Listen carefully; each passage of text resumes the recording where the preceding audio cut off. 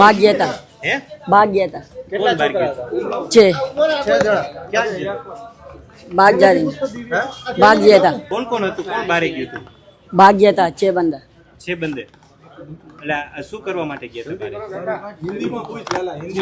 क्या करने के लिए गए थे वो बोले भाग जाने का ऐसा बोला था। दूसरा बंदा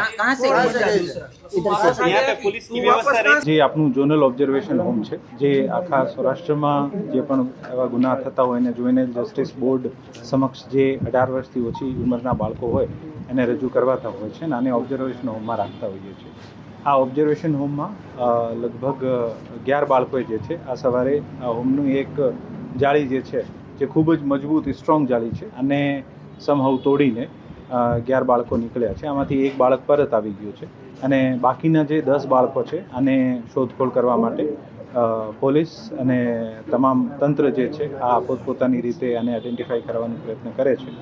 પોલીસ દ્વારા ઇનફ નંબર્સમાં ટીમ્સ ડિપ્લોય કરીને અને ટેકનોલોજી અને હ્યુમન ઇન્ટેલિજન્સનો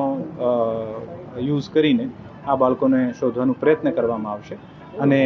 આ બાળકો એક વખત અહીંયા પ્રસ્તુત થઈ જાય પછી આને જુવેનાઇલ જસ્ટિસ બોર્ડના સમક્ષ જે છે આ પેશ કરવામાં આવશે। સર અહીં સુરક્ષા વ્યવસ્થા કઈ રીતે હોય છે અહીંયા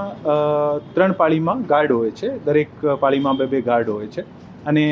ચૂંકી આ બાળકો વયસ્ક નથી, 18 વર્ષથી ઓછા છે, જેથી જુવેનાઇલ જસ્ટિસ એક્ટના મુજબ આપણે અંદર ઘણી બધી વસ્તુઓ લિમિટેશન આવી જતી હોય છે। અંદર વર્દીધારી નહીં હોય છે, આપણા ગાર્ડ્સ વગેરેને પણ સિવિલ યુનિફોર્મે રાખતા હોઈએ છીએ અને મૂળ ઉદ્દેશ્ય આ છે કે આ બાળકોને સમાજની મુખ્ય ધારામાં ફરીથી લાવવાના છે, જેથી આપણે સરકાર તરીકે એવું કોઈ એક મેસેજ નહીં આપીએ જેથી આ બાળકોના તંત્રના અથવા સરકારના વિશે અથવા સામાજિક જીવનના વિશે કોઈ ભય ઉત્પન્ન થાય, જેથી પોલીસ અને ઓબ્ઝર્વેશન હોમ જે છે આ મિત્ર બનીને આને સમાજની મુખ્ય ધારામાં લાવવાનો પ્રયત્ન કરતો હોય છે અને આના જ ભાગરૂપે અહીંયા દરેક 3 પાળીમાં ગાર્ડ હોય છે અને આ જે ઓબ્ઝર્વેશન હોમ જે છે આમાં સુપ્રિન્ટેન્ડન્ટ જે છે આના વોર્ડન કહો અથવા સુપ્રિન્ટેન્ડન્ટ કહીએ, સુપ્રિન્ટેન્ડન્ટ તરીકે આને હેડ કરતા હોઈએ છીએ અને આ લોકો સતત આની સાથે ફ્રેન્ડલી બિહેવ કરીને આની સમાજની મુખ્ય ધારામાં લાવવાનો પ્રયત્ન કરતા ગંભીર પ્રકારના ગુનાવાળા કેટલા બાળકો છે? કારણ કે અહીંયા તમામ બાળકો જે પણ હોય છે આ 7 વર્ષથી ઉંમર જે 7 વર્ષથી વધુ સજાના ક્રાઇમ હોય આ જ બાળકો હોય છે, જેથી કહી શકાય કે આ તમામ બાળકો જે છે ઓબ્ઝર્વેશન હોમમાં આ જ બાળકો આવતા હોય છે જે 7 વર્ષથી વધુ સજા હોય છે, પણ આ તમામ બાળકોને શોધવાના અત્યારે પ્રયત્ન ચાલુ છે અને